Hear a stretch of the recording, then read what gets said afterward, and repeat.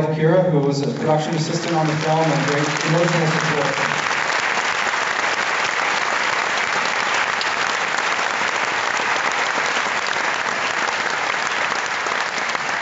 So if you have any questions for the crew or even questions on behalf of Rocky, I can answer to the best of my ability for him. And it's a big house, so I'm going to repeat the question so everyone in the house can hear them. And right here. Yeah, I love your film. It was really fascinating. I'm in the documentary business too, and I just traveled to Bangladesh and was filming at the beginning. I just wonder, because it seemed like you film all the time, How is it for you? Because I know it's so much energy. How do you find motivation? How is it for you? So the question is, he's a documentary filmmaker too, and he just wondered, how did they find the energy? It looked like they were shooting all the time. How did they manage to pull it off?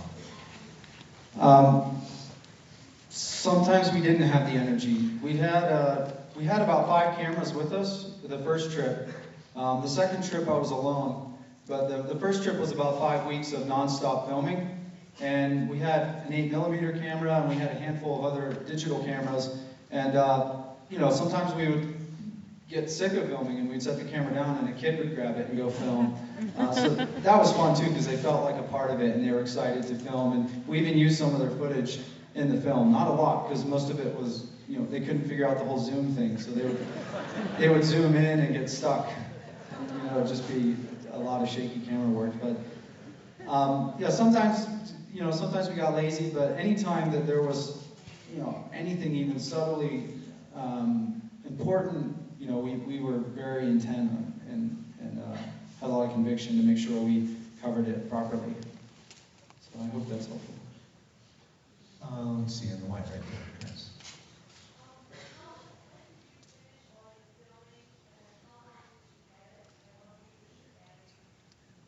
The question was, how long did it take, or when did you finish the project, and then how long did it take you to edit it afterwards? So after the first trip, we began to log all the footage. I think we had about 7 terabytes of footage after the first trip, which is a pretty big amount of footage. So I began logging and we began transferring data, logging everything, logging the interviews, keyframing everything. And then 6 months after that trip, Rocky had told me that he was getting married, so I went back to film again and filmed for about 23 days, and then came back and had 3 or 4 more terabytes of footage that that we began transferring and logging and loading. So overall, the edit took about 1.5 years, because we also work for a commercial production company, and we would be working on jobs in between. So a lot of late nights spent editing the film, and there was only 2 editors, myself and an assistant editor. So, but overall, it was about 1.5 years of production.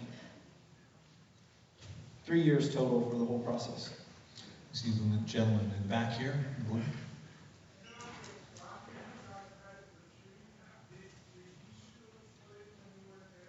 Question is, he noticed that Rocky got credit for shooting some footage.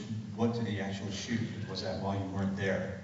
Yeah, so Rocky is a photographer, which, a quick side note, we've actually published a book of his photos and journal entries, which is a very intimate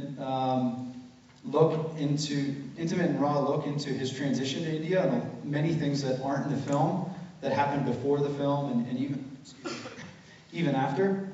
It's a very beautiful book. So Rocky does know how to take photos, and he had a very cheap camera with him, and so anytime things would happen, we left him a hard drive. It's like, if anything happens, please turn it on, document it, so that we have it. And when everything happened with Surya, he wasn't expecting that. So the footage of Surya in the hospital is from Rocky's iPod.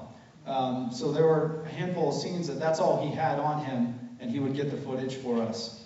But yeah, Rocky did do some of the filming. Even like the interview when he was by himself, he just set up the camera and answered some questions for me. How about right here?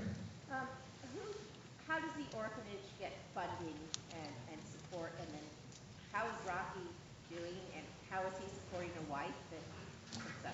The question is, how does the orphanage get funding, and then how is Rocky doing now? Is he making a living? Is he continuing his work? So, as it says in the film, Rocky is not employed, he's not supported by the orphanage. There's a couple that, since the film, has been hired at the orphanage to do the fundraising. So they fundraise for that particular orphanage, through their own means.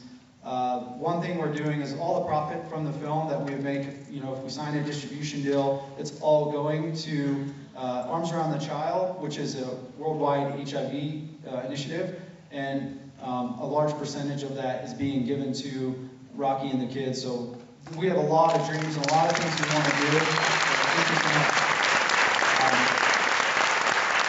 But we're very excited about that because there are so many needs, and we're going to get to meet so many of those needs because of this film. And also the proceeds from the book that I told you about are all going to Rocky. And we also have a text to donate that we set up for Sundance if people are interested. Do you have the number? You text Rocky to 80077, and it donates $10 to his efforts. So it'll tack $10, just like a really expensive text message. Before all this, Rocky was just putting his hand out and asking friends for money. So, people he knew would send him 20 bucks, or his expenses are so low that he just doesn't need a whole lot. But any overflow he has, he does incredible stuff with the kids, and he also gives back to the orphanage.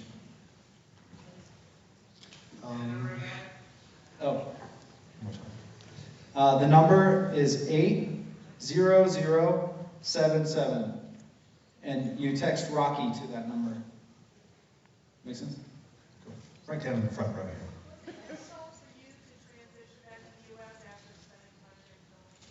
The question was it difficult to transition back to the U.S. after having spent a lot of time over there? Yes. It was challenging because my whole worldview kind of changed on the first trip. And, you go from a regular, day in 9-to-5 job, and you're on an adventure, Rocky's life is an adventure. He's just going nonstop, and India's so beautiful, and the colors are brilliant, and it's bright and warm, and then you go back to Pittsburgh, and it's cold and dark and gray. So the transition was definitely hard, because, you would sit there and think, like, man, what, should I be there? I've been back, my wife and I went for all of December, and the same kind of feelings, we got back, it was January 10th when we got back, and the same sort of feelings come up. But being here and realizing what we can do with filmmaking, and it helps me to understand my place and my purpose in Rocky's story. So I know I can go and visit at any time, which is great. I got a 10-year visa, so I can come in and out. India just lifted a law where you have to leave the country for 2 months. Every time you exit, you have to be gone for 2 months. So they just lifted that, so I have a lot more access to the country and the kids. Here in the white, yes.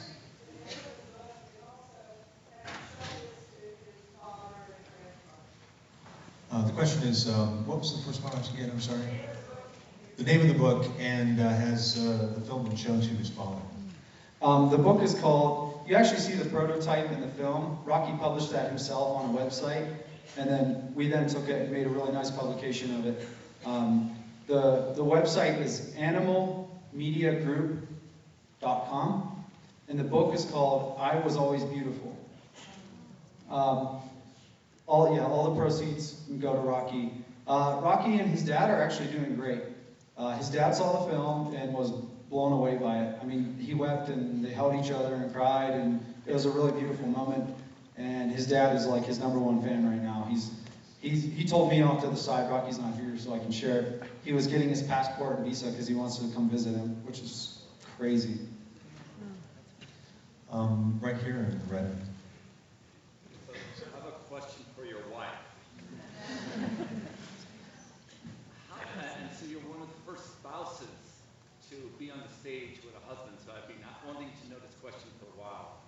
When a documentary maker pursues a subject with such passion and time intensity and commitment, how is it to be part of that and support that and buy into that? And what are some of the challenges of that? The question is for Steve's wife, and it is, given the passion that Steve approached this project with, what were some of the ways that she had to cope with that and support him? I'll answer for her. That's actually a really great question. It's beautiful to see your spouse, so passionate and so productive and so focused. So that's very exciting. But I admit I didn't always feel like that every night. When it'd be at 3 o'clock in the morning, he's not home yet. That wasn't all the time, but it was a lot of the time.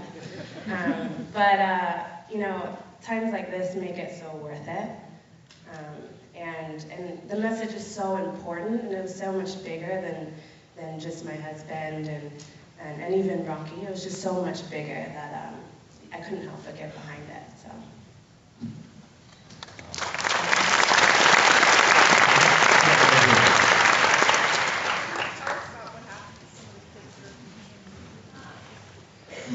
I'm sorry.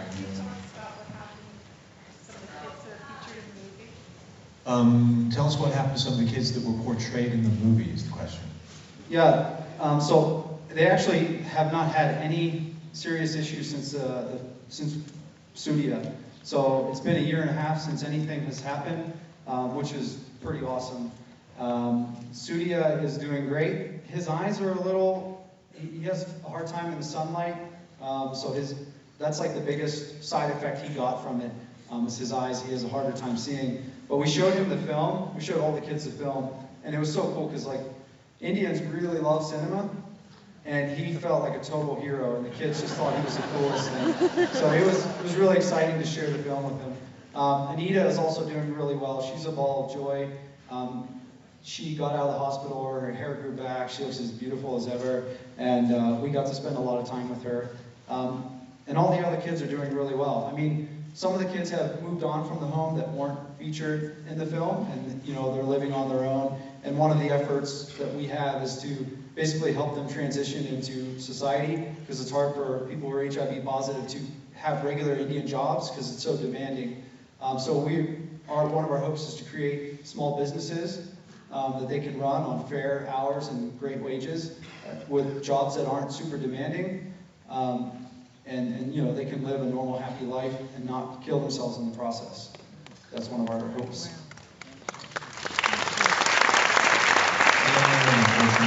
it's our last question.